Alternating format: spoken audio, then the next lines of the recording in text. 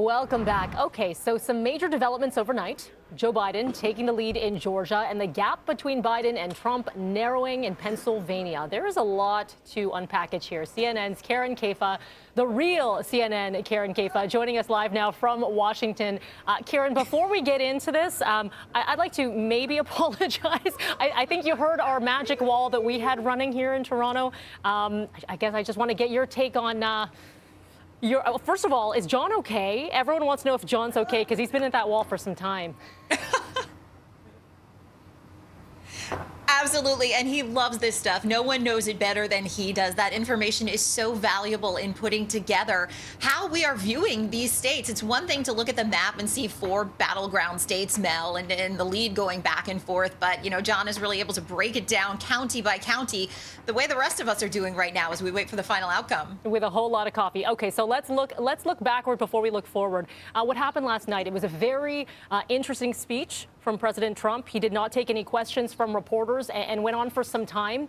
And there were a lot of fact checkers saying like falsehood after falsehood. Your thoughts on the approach last night and why did he come out last night? So President Trump had wanted to come out and deliver some sort of remarks over the last couple of days, but aides were kind of advising him against it, especially after we heard those remarks from the East Room of the White House in the early hours of Wednesday morning, in which President Trump falsely claimed that he had already won the election. We know how he feels about mail-in ballots. He set the table for that argument weeks ago as it became apparent that election officials were going to expand the mail-in possibilities in many states because of concerns about the coronavirus pandemic. So he's been railing against this. He encouraged his supporters to go to the polls in person to cast their ballots. And he's been kind of hinting that he was going to make an argument that a lot of these mail-in ballots could be fraudulent. Of course, there's nothing so far to indicate that. We know that President Trump has been tweeting about this. A number of his posts blocked by Twitter and Facebook because of disputed or misleading information regarding the election.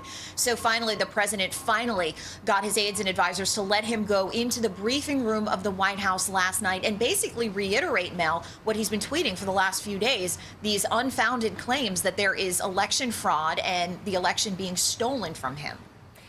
Let's talk about what's happening in Georgia right now. You know, we are hitting the refresh button over and over and over, trying to figure out because the margins are razor thin. Let's do some of the math here. I know that's kind of the worst nightmare for a lot of reporters and anchors is to do the math. But when we look at the electoral vote count, where would we sit and what is needed?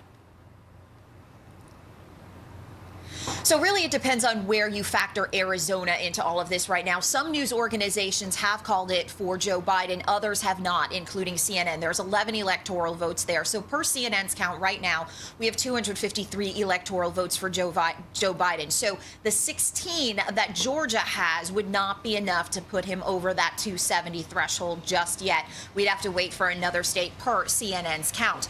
In Georgia, early this morning, there were some votes that came in from a suburb from Atlanta that for the first time had Joe Biden surpassing President Trump in the overall vote count down in Georgia. Officials there say they have about 10,000 ballots left to count. But Mel, if Biden is able to hold on and win that state, it would just be a stunning turn of events. We knew the Democrats targeted Georgia as one of those states like Texas and Arizona where they saw the changing demographics and thought maybe they'd be able to put it in their column. But they knew it was a reach. For the Trump campaign, it was a must win. This is a state that no Democrat has won in a presidential election since Bill Clinton back in 1992. So the Trump campaign very much figuring those 16 electoral votes in their column. So the idea of watching it slip away is certainly very concerning to the Trump campaign at this point. We're just going to have to wait and really see where this all shakes out.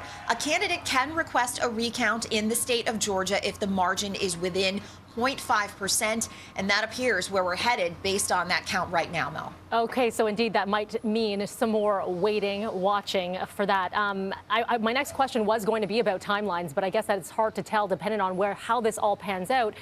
Do we have any indication of whether or not either Trump or Biden are expected to speak today?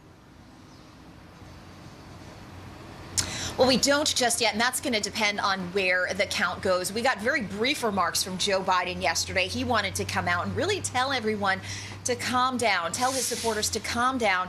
The process is working, is what he said. And that, of course, is a contrast to what President Trump offered in his remarks last night. So basically, for the Biden campaign right now, it is a waiting game. They believe they have good chances in Pennsylvania and increasingly in Georgia. And of course, Pennsylvania, no matter whose count you are using right now, no matter if you are counting Arizona or not, 20 electoral votes in Pennsylvania would be enough to put Joe Biden over the top. But again, they stress they are waiting for all the votes to be counting. We're waiting for about 163,000 ballots as of this morning in the state of Pennsylvania.